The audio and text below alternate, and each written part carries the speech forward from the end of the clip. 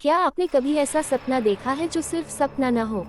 ऐसा सपना जो हर रात थोड़ा थोड़ा सच होता जाए और फिर एक दिन आपकी जिंदगी को हमेशा के लिए बदल दे। अगर आपको डरावनी और रहस्यमयी कहानियाँ पसंद हैं तो अभी हमारे YouTube चैनल को सब्सक्राइब कर लीजिए, क्योंकि आज की कहानी सुनने के बाद शायद आप रात को अकेले सोने से पहले 2 बार सोचेंगे। उस रात शहर के एक छोटे से फ्लैट में यश अचानक चीखते हुए बिस्तर से उठ बैठा। उसका पूरा शरीर पसीने से भीगा हुआ था और सांसें इतनी तेज चल रही थी जैसे वह किसी से जान बचाकर भागा हो।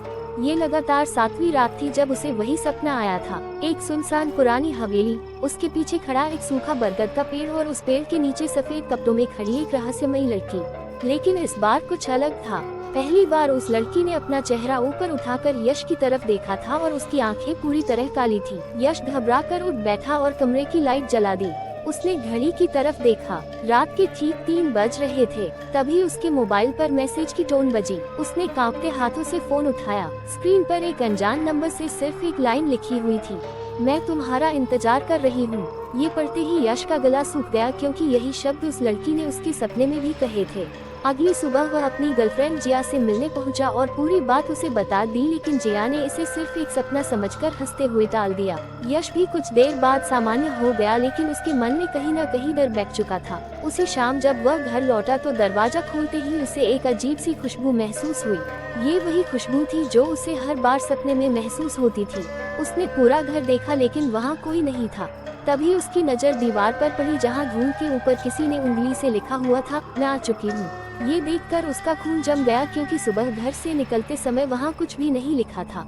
उस रात यश ने सोने की कोशिश की, लेकिन डर की वजह से उसकी आंख नहीं लगी। सुबह होने से कुछ देर पहले उसे हल्की सी नींद आ गई और वह फिर उसी हवेली के सामने खड़ा था। इस बार हवेली का मुख्य दरवाजा धीरे धीरे अपने आप खुल गया। अंदर गहरा अंधेरा था। तभी अंधेरे से एक लड़की की आवाज सुनाई दी, यश, आखिर तुम आ ही गए। अगले ही पल उसकी आंख खुल गई, लेकिन इस बार डरावनी बात सपना नहीं थी। डरावनी बात यह थी कि उसके तकिए के पास मिट्टी से सना हुआ एक पुराना चांदी का कंगन रखा हुआ था। वही कंगन जो उसने सपने में उस लड़की के हाथ में देखा था। अब यश को यकीन हो गया कि यह कोई साधारण सपना नहीं था।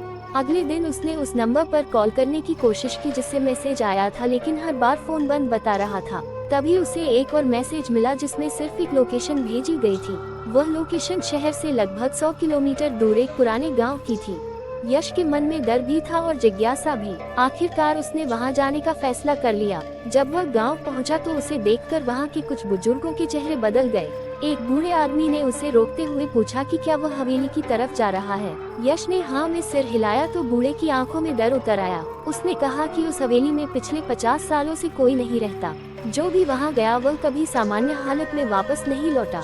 कुछ लोग गायब हो गए और जो लौटे वे कुछ ही दिनों में रहस्यमय तरीके से मर गए। लेकिन अब यश के कदम रुकने वाले नहीं थे। वह हवेली तक पहुंच गया। हवेली बिल्कुल वैसी ही थी जैसी उसके सपनों में दिखाई देती थी। टूटी हुई दीवारें, जंग लगा हुआ गेट और चारों तरफ फैला हुआ सन्नाटा। जैसे ही उसने अंदर कदम रखा वही मीठी खुशबू हवा में फैल गई। अचानक ऊपर की मंजिल से पायल की आवाज सुनाई दी। यश ने सिर उठाकर देखा तो उसे सफेद कपड़ों में वही लड़की दिखाई दी। इस बार वह साफ नजर आ रही थी। लड़की ने मुस्कुराकर उसकी तरफ देखा और धीरे धीरे सीढ़ियों से नीचे उतरने लगी। यश डर के मारे वहीं खड़ा रह गया। लड़की उसके बिल्कुल सामने आकर रुक गई। उसका चेहरा बेहद खूबसूरत था, लेकिन उसकी आंखें अभी भी पूरी तरह काली थी। उसने धीमी आवाज में कहा, मैं बहुत सालों से तुम्हारा इंतजार कर रही थी। यश कुछ बोल पाता उससे पहले लड़की ने उसका हाथ पकड़ लिया। उसका हाथ बर्फ की तरह ठंडा था। तभी पूरे हवेली में जोरदार हवा चलने लगी और दरवाजे अपने आप बंद हो गए। यश ने डरकर हाथ छुड़ाने की कोशिश की, लेकिन लड़की की पकड़ और मजबूत होती गई। अचानक उसके चेहरे की मुस्कान गायब हो गई और उसकी आंखों से काले रंग का तरल बहने लगा। अगले ही पल उसका चेहरा भयानक रूप से बदलने लगा। उसकी त्वचा फटने लगी, बाल हवा में बिखर गए और उसकी आवाज इंसानी नहीं रही। वह डरावनी हंसी हंसते हुए बोली, अब तुम कभी यहाँ से नहीं जा पाओगे।